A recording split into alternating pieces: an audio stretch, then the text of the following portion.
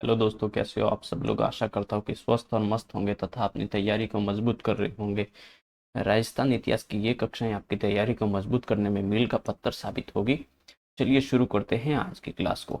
वैसे मैं आपको बता दूं तो अब तक हमने जो रावल तेज सिंह है वहां तक हमने कवर कर लिया है। मेवाड़ का इतिहास शुरू किया था और रावल तेज सिंह तक हमने कवर किया था। इनके बाद जो शासक बनेंगे उनका नाम आता है समर सिंह। क्या नाम आता है? समर सिंह। तो चलिए हम शुरू करते हैं समर सिंह से। तो अगर हम समर सिंह की बात करें, किनकी चर्चा कर रहे हैं? समर सिंह। तो अगले जो मेवाड़ के शासक है वो समर सिंह बनते हैं। अगर इनके बारे में अगर हम देखें तो समर सिंह जी कहते हैं गुजरात से तुर्कों को बाहर करते हैं। कहाँ से? ये करते हैं गुजरात से तुर्कों को बाहर करने का जो कार्य किया जाता है वो कार्य किया जाता है समर सिंह जी के द्वारा। क्या किया जाता है? गुजरात से तुर्कों को बाहर किया। वहीं अगर हम इनके पुत्रों की चर्चा करें कि इनके कौन कौन से पुत्र थे, ये अगर हम उनके बारे में देखें तो इनके पुत्र आते हैं, एक आते हैं रतन सिंह। क्या नाम मिलता है? इनके एक पुत्र का नाम मिलता है रतन सिंह और एक का नाम मिलता है कुंभकर्ण। क्या नाम मिलता है? कुंभकर्ण। ये रतन सिंह तो अगले मेवाड़ के शासक बन जाते हैं 1302 से लगभग 1303 तक। और वहीं अगर हम कुंभकर्ण की बात करें तो ये चले जाते हैं नेपाल और वहां पर गुहिल डायनेस्टी या गुहिल वंश की एक नई शाखा का उदय होता है और वहां पर इसका प्रारंभ माना जाता है। तो हमने चर्चा की समर सिंह के बारे में। समर सिंह गुजरात से तुर्कों को बाहर करने का प्रयास किया। वहीं अगर हम उनके पुत्रों की चर्चा करें तो एक का नाम मिलता है रतन सिंह, जो कि 1302 से 1303 तक मेवाड़ के शासक बने। और वहीं अगर हम देखें कुंभकर्ण की बात करें, इनके दूसरे पुत्र वो नेपाल में गुहिल वंश का उदय या गुहिल वंश की एक दूसरी शाखा का उदय करते हैं। तो आगे बढ़ते हैं।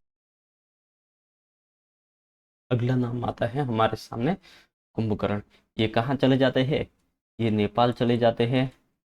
कहाँ गए ये गए नेपाल। नेपाल में गुहिल वंश की स्थापना की। क्या की है? नेपाल में गुहिल डायनेस्टी की स्थापना की। कौन कर रहा है? तो वो कर रहे हैं कुंभकर्ण। और ये किसके, इनके पिताजी का नाम अगर हम देखें तो इनके पिताजी का नाम क्या देखने को मिलता है? इनके पिता का नाम देखने को मिलता है समर सिंह जी। कौन है?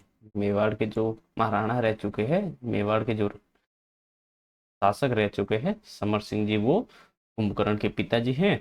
और वहीं अगर हम इनके भाई की बात करें तो वो आते हैं रावल रतन सिंह। कौन आते हैं? रावल रतन सिंह, जो कि मेवाड़ के अगले शासक बनते हैं 1302 से लगा के 1303 तक। तो आशा करता हूँ कुंभकर्ण के बारे में भी आप समझ गए होंगे। कुंभकर्ण के बारे में केवल एक ही बात ध्यान में रखनी है कि ये नेपाल में गुहिल वंश की क्या कर रहे हैं? स्थापना कर रहे हैं। अब हम आगे बढ़ते हैं हमारे एक इम्पोर्टेंट शासक की तरफ, जिनका नाम हमें देखने को मिलता है रावल रतन सिंह। क्या नाम देखने को मिलता है? रावल रतन सिंह। अगर हम इनके बारे में देखें, इनके बारे में हमारे सामने जो सबसे पहली इम्पोर्टेंट बात आती है क्या, कि ये जो है वो मेवाड़ के रावल शाखा के अंतिम शासक माने जाते हैं। क्या माने जाते हैं? मेवाड़ के या मेवाड़ मेवाड़ में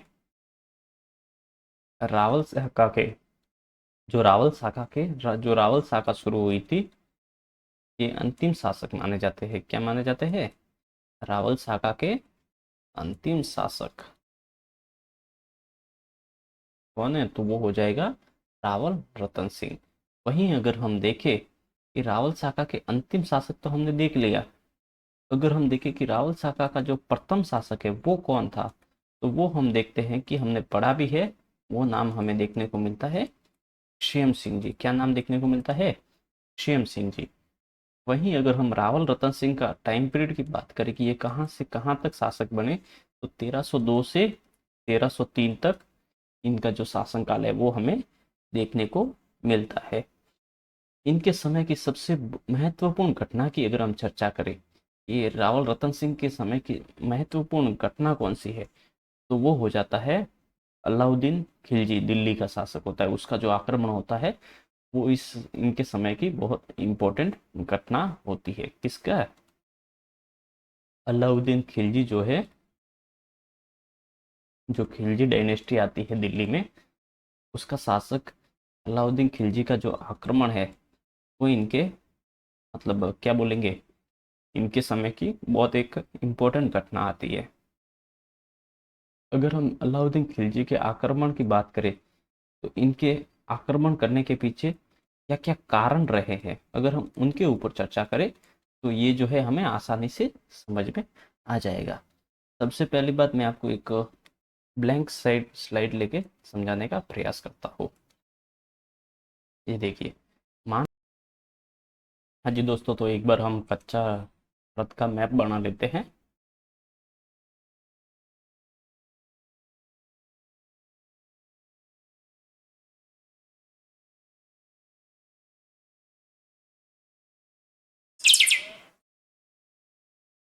ये हमारा बन गया भारत का मैप। क्या बना है? ये बना है, मान लेते हैं यार अपने का है, अपने को तो खाली समझने के लिए बनाना है, कैसे भी बनाओ, ठीक है ना। अब अगर हम इसमें देखें कि राजस्थान कहाँ पड़ता है, तो राजस्थान पड़ता है इस जगह के आसपास। कहाँ पड़ता है? ये हमारा क्या है? ये है राजस्थान, मारो राजस्थान। और वहीं अगर हम चित्तौड़ दुर्ग की बात करें तो चित्तौड़ पड़ता है यहाँ पर, इस जगह पर। और इसके नीचे अगर हम देखें तो ये वाला पार्ट आता है गुजरात का, और ये वाला इसके नीचे पड़ता है मालवा, और ये पड़ता है दक्षिण भारत। और दिल्ली पड़ता है भाई साहब यहाँ पर। क्या कहाँ पड़ता है? यहाँ पड़ता है दिल्ली। अगर दिल्ली के शासक को गुजरात के ऊपर विजय करनी है, किसके ऊपर? गुजरात के ऊपर विजय करनी है, तो भी चित्तौड़ दुर्ग से ही जाना पड़ेगा। और इसको मालवा विजय करनी है तो भी इसी दुर्ग से जाना पड़ेगा। और अगर हम देखें, इसको दिल्ली के शासक को अगर दक्षिण भारत जीतना है तो उसको उसे भी इसी दुर्ग से जाना पड़ेगा। तो एक तो इसका कारण क्या हो गया? इसका कारण हो गया, इसके क्या है, इस इस दुर्ग का क्या है? सामरिक महत्व है। यानी उस समय का बहुत महत्व है। सामरिक महत्व किस लिए? गुजरात, मालवा और दक्षिण भारत जीतने के लिए इसका महत्व एक अलग ही बात है। दूसरा, इस इन दोनों के बीच की अगर हम युद्ध की बात करें तो इसकी भी ये भी अपने सीमाएं बढ़ा रहा था, मेवाड़ भी अपनी सीमाएं बढ़ा रहा था, और दिल्ली का शासक भी अपनी सीमाएं बढ़ा रहा था। तो इस वजह से दोनों में एक प्रकार से साम्राज्य का विस्तार करने के कारण भी ये समस्या जो है वो सामने आती है। आक्रमण की एक कारण ये भी बनता है। तो हमने दो कारणों की चर्चा की, जो कि हम लिख लेते हैं। हमने क्या चर्चा की? इसका पहला कारण जो हमें देखने को मिलता है वो मिलता है, क्या देखने को मिलता है? अलाउद्दीन खिलजी की साम्राज्यवादी नीति। अलाउद्दीन खिलजी को मैं एक एक करके लिख देता हूँ। अलाउद्दीन खिलजी, ठीक है। अलाउद्दीन खिलजी की साम्राज्यवादी नीति, यानी साम्राज्य का विस्तार करने की जो नीति है, उसके कारण से ये युद्ध हुआ था। वहीं अगर हम अगले कारण की चर्चा करें तो अगला कारण देखने को हमें मिलता है कि चित्तौड़ दुर्ग का सामरिक महत्व। क्या है? चित्तौड़ दुर्ग का सामरिक महत्व।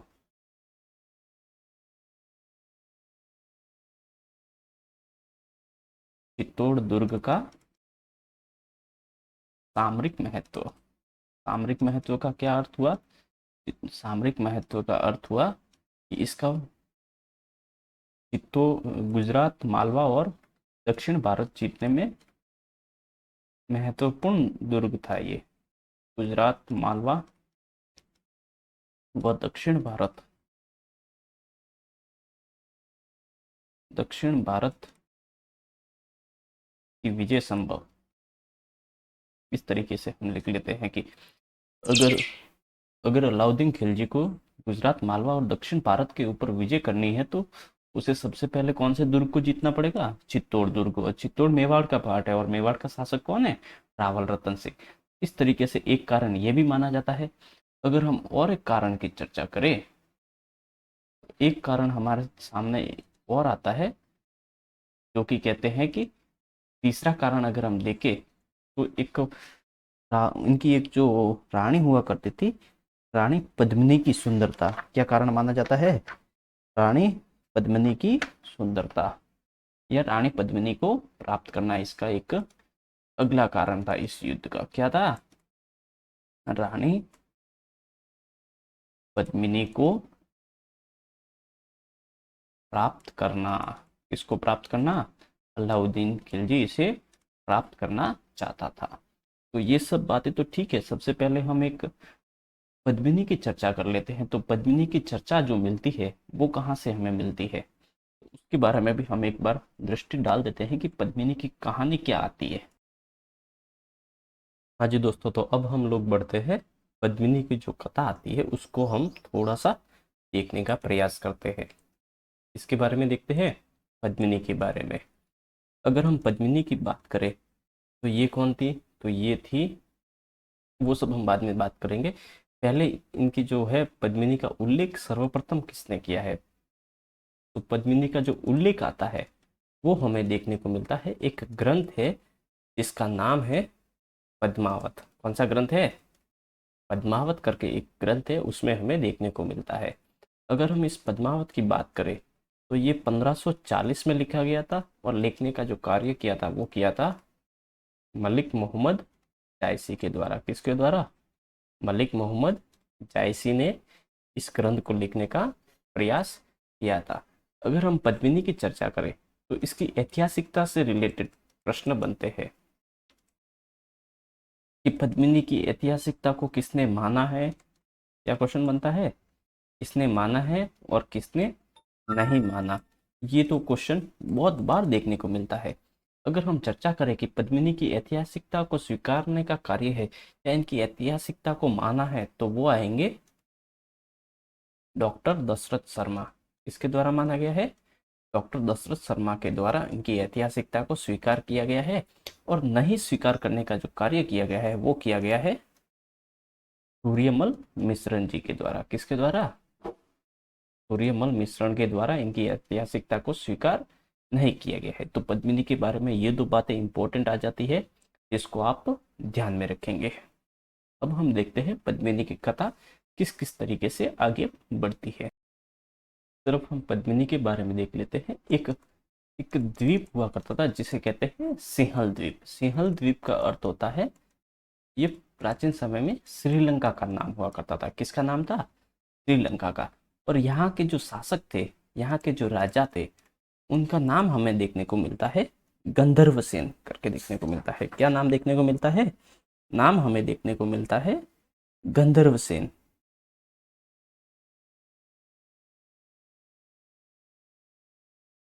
जो गंधर्वसेन यहाँ के शासक थे, और इनकी जो पत्नी थी वो कौन थी? इनकी पत्नी का नाम हमें देखने को मिलता है चंपावती। क्या नाम है? चंपावती। वहीं अगर हम इन दोनों की जो बेटी थी या इनकी जो पुत्री थी, उसका नाम था पद्मिनी। क्या नाम था?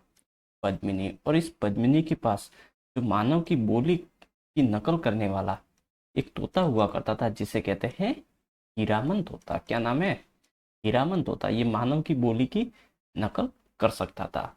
वहीं अगर हम दूसरी तरफ बात करें, मेवाड़ राज्य की चर्चा करें, तो मेवाड़ है, वहाँ का एक शासक है जिसका नाम हमें देखने को मिलता है रावल रतन सिंह। क्या नाम मिलता है? रावल रतन सिंह करके नाम मिलता है। तो ये जो हीरामन तोता है, ये एक बार उड़ते उड़ते कहाँ आ जाता है? ये आ जाता है रावल रतन सिंह के महल में आ जाता है। कहाँ आ जाता है? रावल रतन सिंह के महल में ये हीरामन तोता आ जाता है। और जो रावल रतन सिंह है, उसको मतलब वो ये तोता मानव की तरह बोलता है, तो उनको भी एक तरीके से अचरज होता है। और वो रावल रतन सिंह हीरामन तोते से पूछ लेते हैं कि इस महल में सबसे सुंदर कौन है। क्या पूछते हैं? सबसे सुंदर कौन है, इस दुनिया में सबसे सुंदर औरत कौन है, या सबसे सुंदर स्त्री कौन है। तो वो कहते हैं कि हमारी जो पद्मिनी है उनसे सुंदर कोई और है ही नहीं। कहते हैं कि मतलब, और ये जो तोता है वो उनकी एक तरीके से तारीफ करने लगता है कि पद्मिनी इतनी सुंदर है, इतनी सुंदर है, इतनी मतलब वो एक प्रकार से पानी पिए ना तो उसका जो गले से, कंठ से जो पानी उतरता है ना, वो भी दिखने लगता है, मतलब बहुत ज़्यादा ही तारीफ कर देता है। तो ये रावल रतन सिंह इनसे विवाह करने के लिए, विवाह करने का जो प्रस्ताव है, विवाह प्रस्ताव इनके पास भिजवाते हैं, और इन दोनों की एक तरीके से क्या हो जाता है, ये पद्मिनी और इनका विवाह हो जाता है। क्या होता है, विवाह हो जाता है। और ये पद्मिनी कहाँ आ जाती है, मेवाड़ आ जाती है। जब ये पद्मिनी मेवाड़ आ जाती है, तो इनकी एक प्रकार से सुरक्षा वगैरह करने के लिए इनके साथ दो व्यक्ति आते हैं, जिसे कहते हैं गोरा और बादल। क्या नाम है, गोरा, और जो बादल है वो भी इनके साथ ही आ जाते हैं, इनकी एक प्रकार से रक्षा करने के लिए, मतलब वहां पर उनको कोई तकलीफ ना हो, उस वजह से ये साथ में आ जाते। इसके बाद की अगर हम चर्चा करें, तो इस पद्मिनी के ऊपर, पद्मिनी अब कहाँ आ गई है, पद्मिनी आ गई है यहाँ महल में। तो पद्मिनी यहाँ आ गई, तो यहाँ पर इनका एक दरबारी हुआ करता था रावल रतन सिंह का, जिसका नाम हमें देखने को मिलता है राघव चेतन। क्या नाम देखने को मिलता है, राघव चेतन देखने को मिलता है। और ये क्या था, तांत्रिक था। और तांत्रिक था, तो इसने पद्मिनी के ऊपर कुदृष्टि डालने का प्रयास किया। क्या कर रहा है, कुदृष्टि डालने का प्रयास कर रहा है, जिसके कारण से रावल रतन सिंह इस राघव चेतन को देश निकाला दे देते हैं। क्या देते हैं, देश निकाला इनको दे देते हैं। तो ये बेचारा मतलब एक तरीके से पूरा बड़बड़ाया हुआ कहाँ पहुंच जाता है, तो ये पहुंच जाता है, राघव चेतन पहुंच जाता है अलाउद्दीन खिलजी के पास। और अलाउद्दीन खिलजी के पास आके वो तारीफ करने लगता है, किसकी, तारीफ करने लगता है पद्मिनी की सुंदरता की, कि वो रानी इतनी सुंदर है, इतनी सुंदर है कि उसको तो आपके आपके पास होना चाहिए था, और वो रावल रतन सिंह के पास है। तो इस तरीके से अलाउद्दीन खिलजी को एक तरीके से ये क्या करते हैं, ये तरपाने का प्रयास करते हैं और उकसाने का प्रयास करते हैं कि आप जाओ और उसके ऊपर आक्रमण करो करके। तो वहीं अगर हम देखें, तो फिर अलाउद्दीन खिलजी क्या करता है, तो अलाउद्दीन खिलजी की बात करें, तो ये फिर आता है और चित्तौड़ के ऊपर घेरा डालता है। क्या करता है, घेरा डालता है, लेकिन इसको कोई सफलता नहीं मिली, सफलता नहीं मिली। तब क्या होता है, तो ये रावल रतन सिंह के पास एक समझौते के लिए भेजता है कि हम लोग समझौता करना चाहते हैं कि आप हमें रानी को मत दो, लेकिन उनकी शक्ल तो दिखा ही सकते हो। क्या क्या करने का, क्या समझौता रख रहे हैं, शक्ल दिखाने का समझौता रख रहे हैं। तो रावल रतन सिंह ने भी समझा, क्या समझा, कि अगर एक बार शक्ल दिखा दे तो फिर बात ही बन जाती है। तो शक्ल तो ऐसे तो दिखा ना सकते, क्योंकि चित्तौड़ की आन बान शान होती है उनकी रानियां। तो फिर उन्होंने एक नदी या फिर एक झील में पद्मिनी की परछाई दिखाने का प्रयास किया। क्या किया, परछाई दिखाने का, मतलब एक तरीके से परछाई से उनकी शक्ल दिखाने का जो प्रयास है वो किया जाता है। तो फिर इससे एक के जो अलाउद्दीन खिलजी है वो और ज़्यादा प्रभावित हो जाता है और कहता है कि अब तो हमें इस पद्मिनी को प्राप्त करना एकमात्र उद्देश्य है। तो इस तरीके से क्या होता है, तो फिर ये एक के जब महल से बाहर जाता है, वो रावल रतन सिंह भी उनको छोड़ने के लिए जाते हैं। तो उस समय रावल रतन सिंह को बंदी बना लेते हैं। क्या करते हैं, रावल रतन को बंदी बना लेते हैं। कौन बना रहा है, एक के अलाउद्दीन खिलजी इनको एक तरीके से बंदी बना लेता है। और रानी के पास वो समाचार भिजवाया जाता है कि अगर आप आने के लिए तैयार हो तो मैं रतन सिंह को छोड़ने के लिए तैयार हो। तो रानी ने उस समय अपने जो चाचा और जो भतीजा गोरा और जो बादल है उनके साथ मिलकर एक प्लान करते हैं। और इस सुल्तान के पास एक मतलब समाचार भिजवाया जाता है कि रानी आपके वो आने के लिए, आपके वहाँ आने के लिए तैयार है, लेकिन वो 1600 पालकियों में आएगी। कितने में आएगी, 1600 पालकियों के साथ आएगी, यानी वो जो डोलियाँ रहती है ना उसमें आएगी। तो राजा ने कहा ठीक है, कोई बात नहीं, मुझे कोई ऐतराज नहीं है। तो फिर इसी पालकियों के अंतर्गत हर एक पालकी में हथियार के साथ एक एक योद्धा छिपा हुआ था।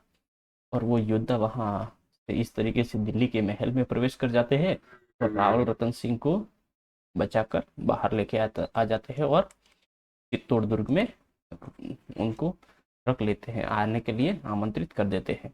अगर हम बात करें फिर क्या होता है, फिर अलाउद्दीन खिलजी वापस बौखलाया हुआ आता है और चित्तौड़ के ऊपर हमला करता है। फिर अंदर की सारी धीरे धीरे राशन सामग्रियां समाप्त हो जाती है। रावल रतन सिंह, गोरा और बादल ये तीनों मिलकर केसरिया करते हैं और रानी पद्मिनी के नेतृत्व में जौहर की रानी पद्मिनी के नेतृत्व में 1600 रानियों ने, कितनी, 1600 रानियों ने यहाँ पर जौहर किया जाता है। और ये राजस्थान का सबसे बड़ा जौहर है।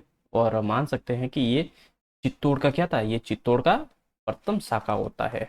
और अगर हम डेट की बात करें तो डेट हमें मिलती है 1303 के आसपास की। तो चलिए दोस्तों, आशा करता हूँ कि स्टोरी अच्छे से समझ में आई होगी। अगर आपको अच्छी लगी है, स्टोरी पढ़ाने का तरीका अच्छा लग रहा है, तो सब्सक्राइब करना न भूले और क्लास को लाइक और कमेंट करना न भूले। अपने दोस्तों के साथ शेयर तो करना ही है, वो तो कभी भूलना ही नहीं है, वो तो इम्पोर्टेंट बात है, सबसे बड़ी इम्पोर्टेंट बात आती है। अब दोस्तों हम एक एक करके इसको, जो लिखने का फॉर्मेट है उसमें हम इसे सजाने का प्रयास करते हैं। तो रावल रतन सिंह का जो विवाह होता है वो विवाह किनसे होता है, विवाह होता है पद्मिनी से। किससे होता है, रानी पद्मिनी से। अगर हम इनकी चर्चा करें तो इनका संबंध कहाँ से आता है, ये संबंधित थी सिंहल द्वीप से। कहाँ से, सिंहल द्वीप। सिंहल द्वीप कहाँ पड़ता है, सिंहल द्वीप श्रीलंका का ही एक प्राचीन नाम माना जाता है। वहीं अगर हम इनके पिता की बात करें, इनके पिता आते हैं सिंहल द्वीप के शासक थे जिनका नाम है गंधर्व सेन। क्या नाम है, गंधर्व सेन इनके पिता का नाम है। इनके माता का अगर हम नाम देखें, इनके माता का नाम हमने क्या पढ़ा है, हमने पढ़ा था इनकी माता का नाम आता है चंपावती। क्या नाम है, चंपावती। इनके पास एक तोता था जिसे कहते हैं हीरामन तोता। क्या नाम है, हीरामन तोता। ये क्या कर सकता था, ये कर सकता था मानव बोली की नकल कर सकता था। मानव बोली की नकल करने में ये तोता माहिर था। और ये हीरामन तोता ही रावल रतन सिंह को रावल रतन सिंह को पद्मिनी की सुंदरता का उल्लेख करता है। कौन करता है, पद्मिनी की सुंदरता का उल्लेख वो हीरामन तोते के द्वारा ही किया जाता है।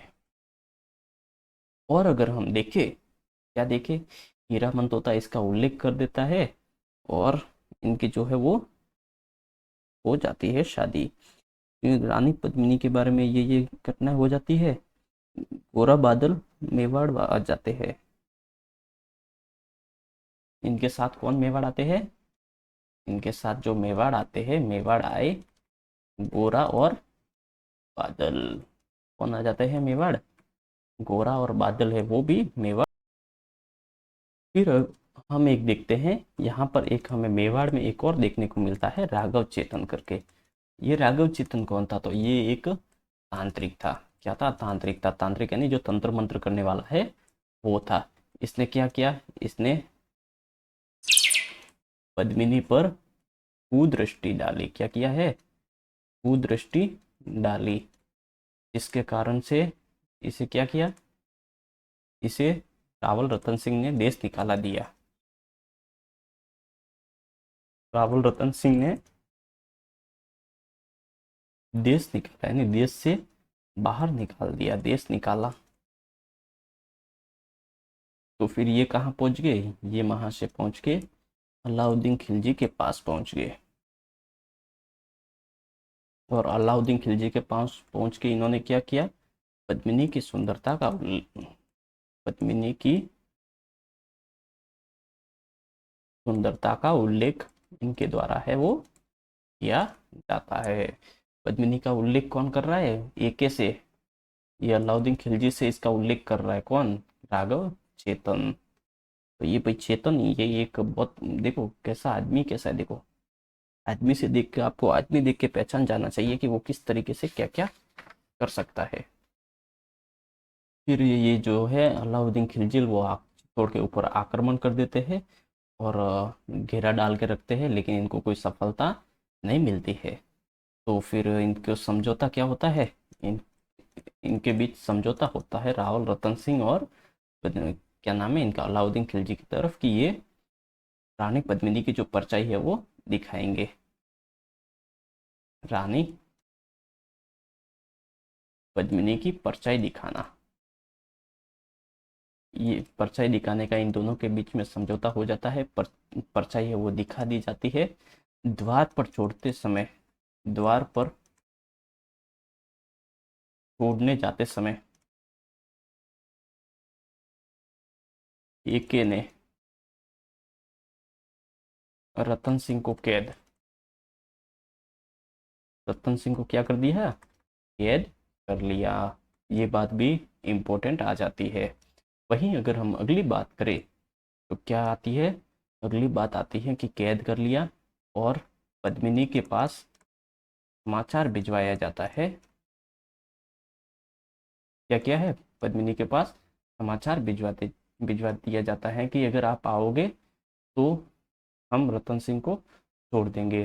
पद्मिनी क्या हो जाती है, पद्मिनी तैयार हो जाती है वहां पर जाने के लिए, लेकिन एक शर्त रखती है। क्या शर्त है, कि वह 1600 पालकियों में आएगी। कितने पालकियों में आएगी, 1600 पालकियों में आएगी।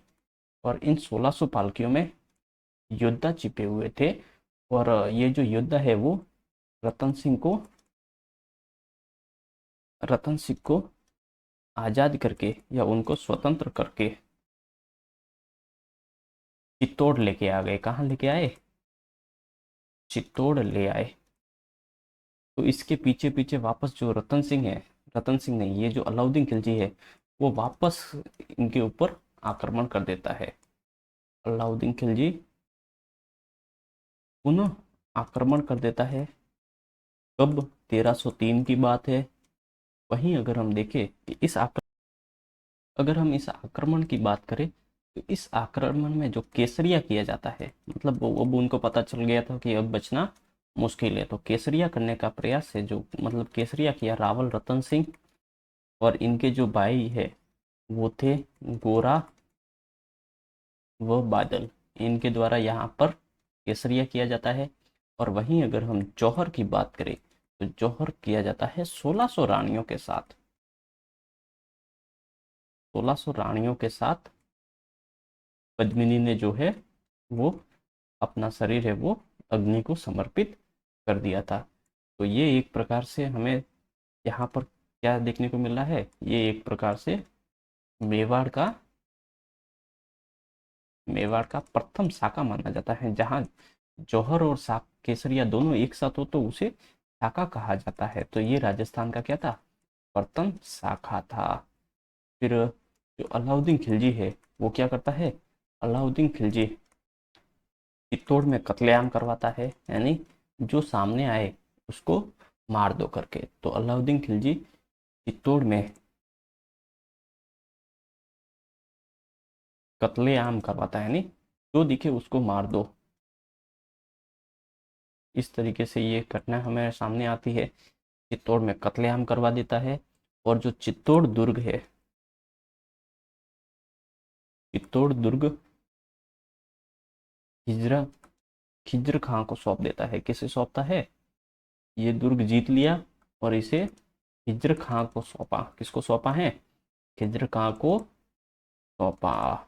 वहीं अगर हम देखें, खिज्र खां को सौंपा और चित्तौड़ दुर्ग का नाम परिवर्तन करके, इसका जो नाम परिवर्तन करके इसने एक नया नाम दिया, इसे कहते हैं चित्तौड़ दुर्ग का नया नाम हमें देखने को मिलता है हिजराबाद।